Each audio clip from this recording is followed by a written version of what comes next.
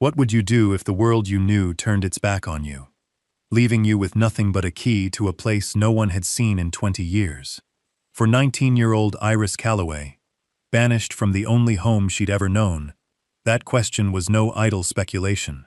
She was handed a single, rust-pitted key and a deed to a forgotten safe house her father had owned, a place the town of Marlow Springs considered little more than a pile of rot at the edge of the woods. But the truth, waiting in the dust and shadows of that derelict cabin, was a secret legacy, a treasure that would not only save her from ruin, but rewrite the story of the town that cast her out. Settle in and stay close, and let the quiet strength of this story find you. We'd love to know where you're watching from tonight. The dust of the road from Marlow Springs clung to the hem of Iris Calloway's dress like a second skin, a gritty reminder of the place that no longer wanted her.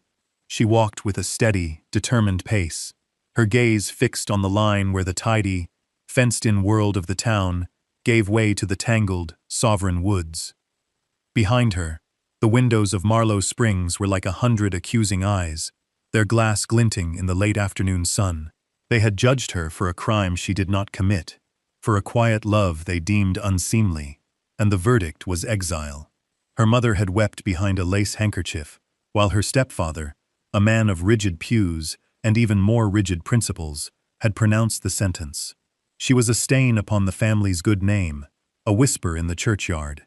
He'd pressed the cold iron key into her palm, his voice devoid of all warmth. "Your father left this. It's more than you deserve. Do not show your face here again." Iris clutched the key in her pocket, its teeth biting into her flesh. That was all she had of him now. Her father, a man the town remembered as a quiet failure, a dreamer who spent more time staring at weeds than tending to his accounts, had been gone 10 years. He'd died of a fever that swept through the valley, leaving behind only the faintest scent of pipe tobacco and damp earth on his old coat. And this one, forgotten property, the safe house. The name itself was a bitter irony. She felt anything but safe. She felt scoured raw, hollowed out by grief and injustice. Her only companion was the silence that walked beside her, a silence filled with the phantom echoes of her father's gentle voice and the sharp, final click of her family's front door. The road narrowed, becoming a path choked with brambles and shadowed by the looming pines of the whisperwood. The air grew cooler, smelling of moss and decay, and a profound, ancient loneliness that seemed to rise from the soil itself to meet her own. She was walking away from everything she knew, toward a ruin she was supposed to call home. But Iris Calloway was her father's daughter. She did not know how to surrender. She only knew how to put one foot in front of the other, her chin held high against the biting wind, and walk toward the life that was left to her. The safe house was less a house and more a suggestion of one. It slumped against the hillside as if the forest were slowly reclaiming it, board by weary board. The roof sagged in the middle like a broken back, and the porch listed to one side, its planks warped and green with moss. A single stone chimney, choked with ivy, stood as a lonely monument to fires long since extinguished. Shutters, stripped of their paint by years of sun and snow, hung from single hinges, banging a mournful, irregular rhythm in the breeze. This was not a shelter. It was a ghost. Iris stood before it, the key feeling impossibly small in her hand, the weight of her stepfather's dismissal settling upon her. This was her inheritance. This was her ruin, made manifest in splintered wood and broken glass. The townspeople were right. It was a worthless, forgotten place, a fitting home for a worthless, forgotten girl. She took a deep, shuddering breath, the scent of rot and wet leaves filling her lungs. For a moment, her resolve faltered. The thought of turning back, of begging for a place as a scullery maid, of swallowing her pride for a warm corner in a barn, was a tempting whisper. But then her eyes fell upon something resting on the edge of the porch railing, half hidden by a tangle of dead morning glory vines. It was an old whittling knife. The wooden handle was worn smooth, shaped by the grip of a familiar hand. The blade was tarnished, but straight. It was her father's. He had always carried it, his thumb stroking the worn wood as he thought.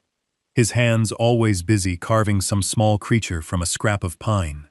A bird, a fox, a sleeping cat. He had left it here. It was as if he were waiting for her.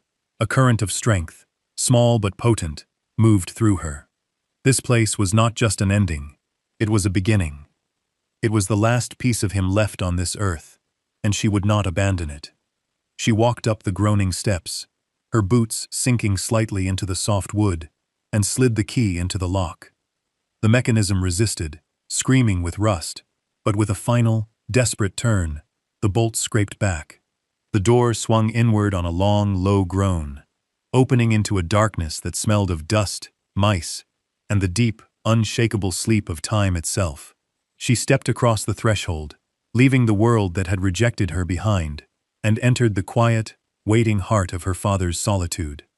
What secrets could be hiding in a place so thoroughly abandoned? Was this derelict cabin a final testament to her father's failure? Or was it a vessel for a truth no one in Marlow Springs had ever understood? Let us know in the comments what you think Iris will find inside. Be sure to subscribe for more stories of quiet courage and hidden strength. Now, let's return to Iris, as she faces the judgment of the town one last time. A week of hard labor had made the cabin habitable, but her supplies had dwindled to almost nothing. With a heavy heart, Iris knew she had to face Marlow Springs. She tied her hair back with a piece of twine, straightened the shoulders of her worn dress, and walked the long road back into town, her father's whittling knife tucked securely in her pocket. The moment she stepped onto the main street, a chill descended that had nothing to do with the autumn air. Conversations ceased. Heads turned. The townspeople of Marlow Springs, paragons of Christian charity, stared at her, as if she were a wraith returned to haunt them. Whispers followed her, like burrs on a blanket. "There she is," a woman muttered behind her hand. "Living in that shack like an animal." "Shameless," another added. Iris kept her eyes forward, her face a mask of calm she did not feel, her steps even, and measured toward Abernathy's mercantile.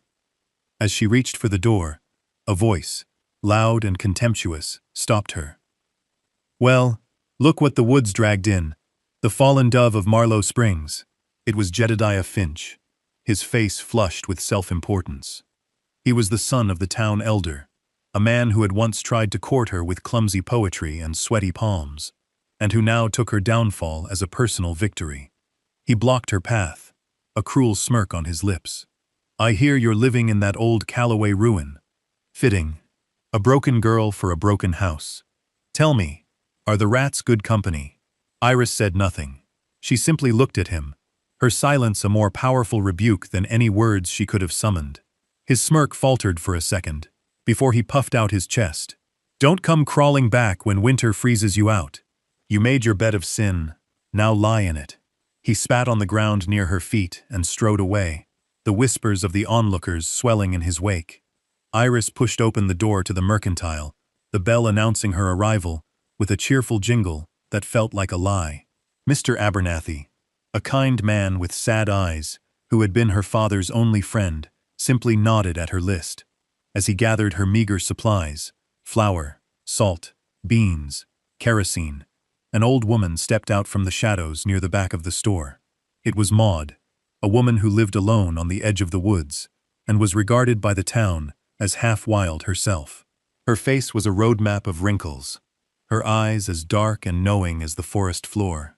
She placed a gnarled hand on Iris's arm. Her touch was surprisingly gentle. "Don't you mind them," she rasped, her voice like the rustle of dry leaves. "Some roots grow best in the dark, child. Don't be afraid of the soil." The words made no sense, but the sincerity in the old woman's eyes was a balm. Mr. Abernathy slid a small bag of dried apples across the counter toward her. "On the house," he murmured, refusing to meet her gaze. "For your father's sake." Iris nodded her thanks, her throat too tight to speak. She gathered her things and walked back out into the hostile street, the cryptic words of the old woman echoing in her mind, a strange and fragile seed of hope planted in the barren ground of her despair. The journey back to the cabin felt longer this time, the weight of her supplies matched only by the weight of the town's scorn. The sun was setting as she reached the edge of the woods, casting long, skeletal shadows across the path. The trees seemed to close in around her, their branches reaching like grasping arms. For the first time, a genuine fear took hold. Jedediah's words echoed in her ears. When winter freezes you out. The cabin, when it came into view, looked even more desolate in the fading light. It was one thing to claim it in the defiant light of day. It was another to face it in the encroaching dark, with the memory of a town's collective hatred still fresh. The wind picked up, moaning through the pines and rattling the loose shutter against the wall. It sounded like a lonely, grieving voice. Iris pushed the door open and stepped inside. The familiar scent of dust and old wood, a scant comfort. She lit a single lantern, its golden glow pushing back the shadows, but also making them deeper and more menacing in the corners of the room. She unpacked her supplies, her movements slow and deliberate, arranging the flour and beans on the rough-hewn shelf that served as her pantry. The silence of the cabin was immense. It wasn't a peaceful quiet, it was a hungry, waiting silence, filled with the ghosts of unspoken words and the long, slow decay of memory. She sat at the small table her father had built, her hands wrapped around a tin cup of cool water. The chill of the floorboards seeped through the soles of her boots. This was her life now. This cold, empty room. This profound and crushing solitude. She had been so determined, so sure she could make a life here. But now, with the night pressing in, her bravery felt like a fool's errand. She thought of her warm bed back home, the scent of her mother's baking, the low murmur of conversation after supper. A lump formed in her throat, thick and painful. She pulled her father's whittling knife from her pocket, its familiar weight a small anchor in the churning sea of her emotions. She ran her thumb over the smooth, worn handle. He had sat in this very room, perhaps at this very table. Had he felt this same loneliness? Had the silence pressed in on him, too? That night, sleep would not come. She lay on her simple cot, a thin blanket pulled up to her chin, and listened to the symphony of the old house. Every creak of the floorboards, every skittering sound in the walls, every sigh of the wind in the chimney, was magnified in the darkness. It was the sound of a place surrendering to time, and she felt herself surrendering with it. The house was settling, sinking back into the earth, and she feared she was too. The disappointment was a physical ache in her chest. The reality of her situation was far harsher than her defiant pride had allowed her to admit. This wasn't a sanctuary. It was a tomb, and it was threatening to bury her alive. She closed her eyes, not to sleep, but to retreat into the darkness within, a darkness that matched the one that surrounded her completely. The cold was more than just the absence of heat, it was the absence of hope. Days turned into a week, then two. Iris fell into a rhythm, dictated by the sun and the needs of the crumbling cabin. She worked from dawn until dusk, her body aching with a fatigue so deep it felt elemental. She learned the language of the house, the groan of a floorboard that meant a shift in the wind, the particular patter on the roof that warned of a coming downpour. She chinked the walls with mud and moss, her fingers raw and caked with dirt. She patched the worst of the holes in the roof with shingles she fashioned from fallen birch bark. She cleared the overgrown yard, uncovering a set of stone steps that led nowhere and a forgotten well that was, mercifully, still drawing clean, cold water. The labor was punishing, but it was honest. It kept the despair at bay, replacing it with the simple, satisfying exhaustion of a day's hard work. In the evenings, by the light of the kerosene lamp, she would hold her father's knife, not carving, just feeling the connection to him, her silent companion in the vast stillness. It was during one of these quiet evenings, while cleaning the soot from the main ceiling beam above the hearth, that she first noticed it. She had scrubbed the beam before, but the lantern light, held at a different angle, revealed something new. Faint lines, almost invisible beneath the layers of grime and smoke, were etched into the dark wood. They weren't carpenter's marks, or the random scratches of time. They were deliberate. There was a pattern to them, a series of geometric shapes and arrows that seemed to flow from the stone of the hearth, upward and across the ceiling. Her heart gave a small, curious flutter. She spent the next day meticulously cleaning the entire length of the beam. As more of the markings were revealed, a strange map unfolded above her.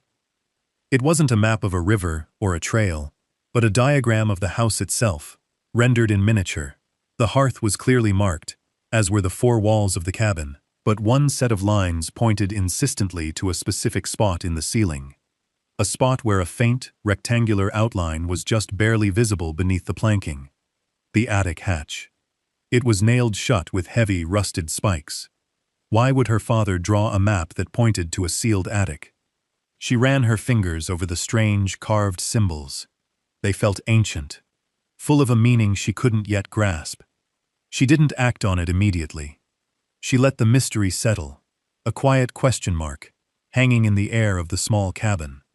The house had a secret, and it was waiting, patiently, right above her head. The physical labor of restoring the cabin became a form of conversation with her father. Every nail she straightened and hammered back into place, every patch she applied to the leaking roof, felt like answering a question he had posed long ago. Her hands, once soft and accustomed to embroidery, were now calloused and strong. They learned the grain of the wood, the heft of the axe, the particular way the morning light fell across the floorboards. She felt her father's presence, not as a ghost, but as a guiding principle in the logic of the construction, in the simple, sturdy way he had built things to last. The whittling knife was never far from her side. She used it to cut strips of leather for hinges, to scrape moss from the well stones, and in the quiet evenings, she began to carve. Small, simple shapes at first, a leaf, a feather.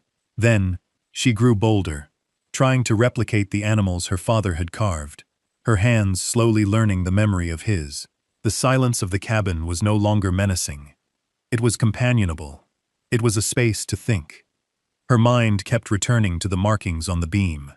The arrow pointing to the attic hatch was an insistent, silent command.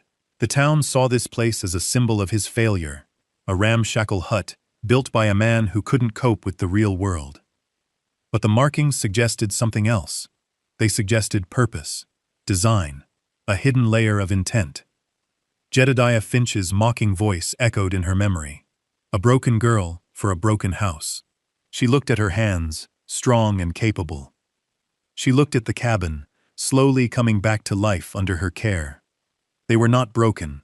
They were surviving. She decided it was time. She dragged the heavy table beneath the hatch and climbed onto it, her lantern held high. The nails were driven deep into the wood, their heads rusted fast. It would take more than just pulling to open it. She retrieved the small pry bar from the lean-to and, bracing herself, wedged it under the edge of the hatch. The wood groaned in protest. For a long moment, nothing happened.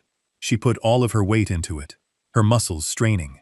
With a sudden, violent crack, one of the nails gave way, the sound echoing like a gunshot in the small room. Heartened, she worked on the next, and then the next, until with a final splintering wrench, the hatch swung downward on protesting leather hinges, releasing a cascade of dust and the scent of ages. It was the smell of dry paper, of forgotten herbs, of time itself held captive. She held her lantern up to the dark, square opening, her heart pounding, with a mixture of fear and a thrilling, undeniable hope. The house was finally ready to tell its secret.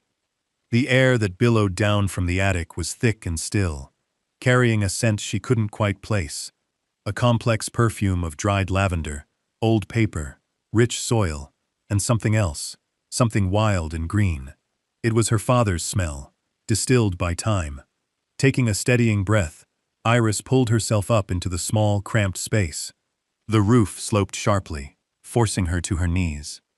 Dust motes danced like fairies in the single beam of her lantern light, illuminating a world sealed away for 2 decades. The space was surprisingly orderly. Against the far wall, a series of small, stout wooden chests were lined up, each one bound with leather straps.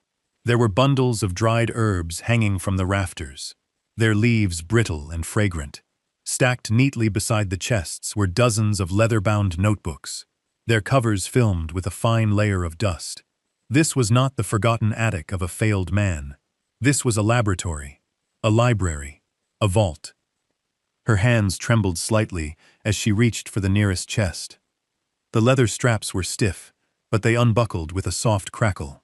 She lifted the heavy lid. Inside, nestled in beds of raw cotton, were not coins or jewels, but hundreds of small, meticulously crafted paper packets. She picked one up. On the front, in her father's precise, elegant script, was a name, Starlight Tomato, and below it, a detailed drawing of a small, dark purple tomato, speckled with what looked like tiny yellow stars. She opened the packet. Inside were seeds, no bigger than a pinhead, perfect and dormant. She moved to the next chest, and the next. Each was the same. Packets of seeds, each with a unique, fantastical name. Sun-kissed corn, midnight bean, whispering grass, frostfire pepper. There were vegetables, grains, and flowers she had never seen or heard of, each one illustrated with breathtaking detail. She turned to the notebooks. She opened the first one. It was a journal, a record of his life's true work.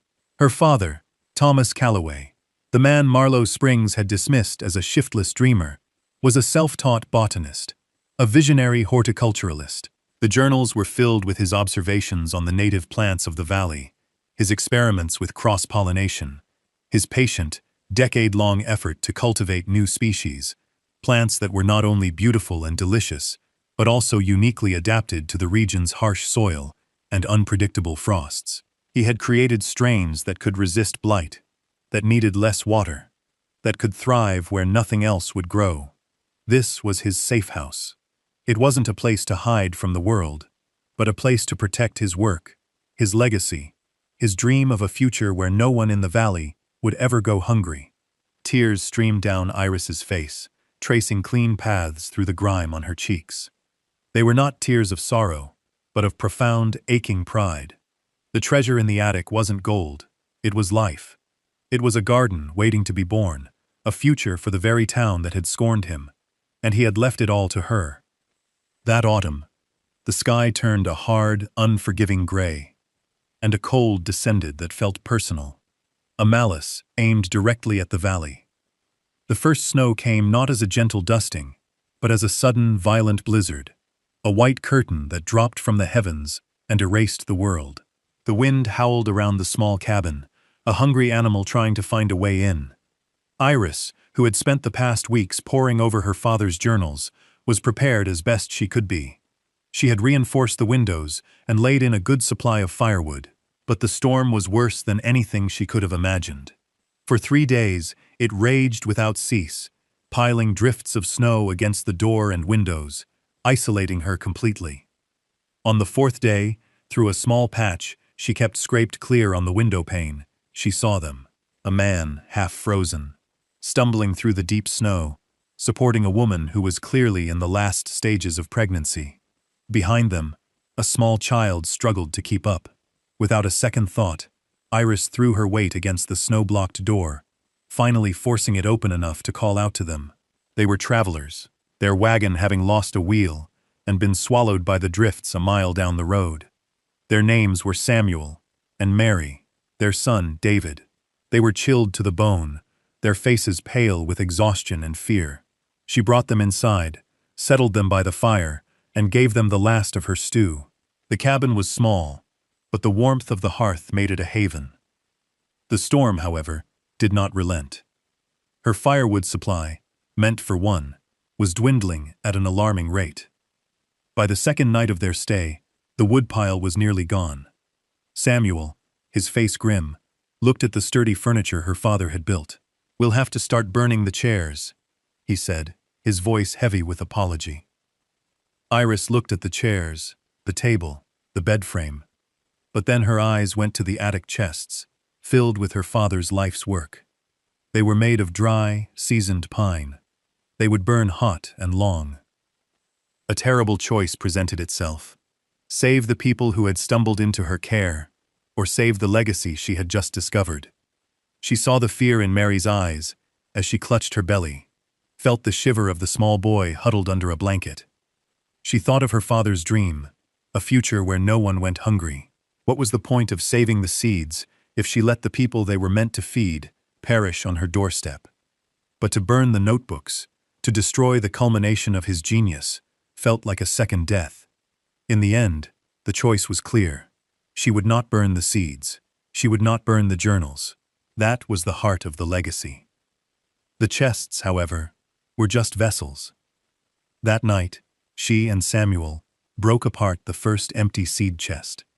It felt like a desecration, but as the flames leaped high in the hearth, warming the small child and the expectant mother, she knew it was the right choice. She was not just the keeper of her father's dream. She was its first practitioner, choosing life, choosing community, even at a great personal cost. When the blizzard finally broke, the world was a pristine, silent expanse of white. Samuel, immensely grateful, fashioned a pair of crude snowshoes and made his way into Marlow Springs for help. The story he told was not the one the town expected to hear. He spoke not of a shameless, fallen girl living in squalor, but of a resourceful and compassionate young woman who had saved his family from freezing to death, sharing her last morsel of food and sacrificing her own possessions for their warmth. He told them how she had used her knowledge of herbs, learned from old books in the attic, to brew a tea that had broken his son's fever. The townspeople listened, their expressions shifting from skepticism to grudging respect.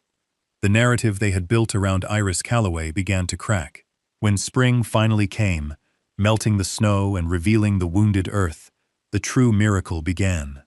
Iris, guided by her father's meticulous notes, prepared a small plot of land behind the cabin. She chose the hardiest seeds, the ones her father had marked as his greatest successes. She planted them with a reverence that was akin to prayer. The results were astonishing. The garden that grew in that small clearing was unlike anything the valley had ever seen. The corn grew twice as tall as any other, its ears heavy and sweet. The starlight tomatoes were a revelation, their flavor deep and complex. The plants were vibrant, lush, and untouched by the late frost that nipped at the crops in the town's own fields. Word of the Calloway garden spread. People began to make the trip out to the edge of the woods, not to mock, but to stare in wonder.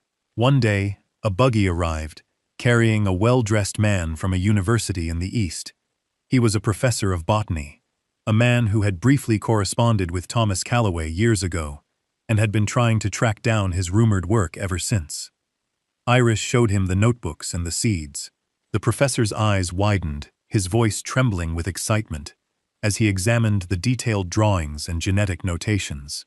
"My dear girl," he said, his voice full of awe, "do you know what this is? This is revolutionary. Your father, he was a genius. These varieties are priceless. They could change agriculture in this entire territory." The vindication was quiet, but absolute. Jedediah Finch, his own crops blighted and thin, came to her cabin, his hat in his hands, his arrogance replaced by a humbled desperation. He asked to buy some of her seed. Iris looked at him, the man who had reveled in her humiliation. She saw not an enemy, but just another person struggling against the harshness of the land. "I won't sell them to you," she said, her voice even, "but I will give them to you. In exchange, you will lead a party of men to help me rebuild the town's failing well." He agreed, his eyes full of a respect he had never shown anyone. The community, which had cast her out, was now beginning to turn to her for its salvation. The late afternoon sun cast a honeyed glow over the valley, illuminating the small cabin and the riot of life that surrounded it.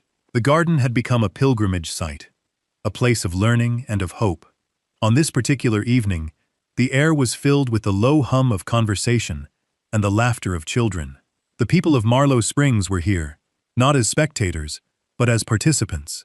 They worked alongside Iris, tending the rows, harvesting the strange and wonderful vegetables, their faces smudged with the rich soil her father had so loved. The rescued stranger, Samuel, had stayed, his family now living in a small homestead nearby, and he was helping her construct a small greenhouse from salvaged windows. Mr. Abernathy stood near the porch, watching the scene, a rare, gentle smile on his face. He caught Iris's eye and nodded toward the flourishing garden, the repaired cabin, the circle of neighbors working together. "Your father would be proud, Iris," he said, his voice thick with emotion. "He always saw what this valley could be." Iris walked to the edge of the garden, to a patch of delicate, trumpet-shaped flowers that bloomed in a shade of blue, so deep it seemed to hold the twilight within its petals. It was a flower her father had created, one he had named Evening Serenity. She reached out and gently touched a velvety petal, the life in it thrumming against her fingertip. She thought of the cold quay, the derelict shack, the town's scorn. She thought of her father, the quiet man with dirt under his fingernails, and dreams of a better world in his heart. They had all misunderstood. They thought this place was an escape, a retreat from a world that didn't value him. But they were wrong.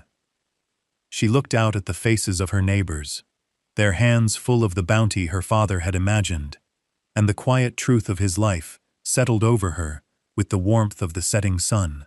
"He wasn't building a safe house," she murmured to the flower, to the evening, to the spirit of the man who had given her everything. "He was planting a future." Thank you for joining us for this story of quiet resilience. It's a powerful reminder that the greatest legacies are often found in the things the world has forgotten. If this story touched your heart, we'd be so grateful if you'd leave a like and a comment, and subscribe for more tales of hidden strength and unexpected grace. We have another story waiting for you, about a lonely lighthouse keeper and the mysterious message he finds in a bottle, washed ashore after a storm.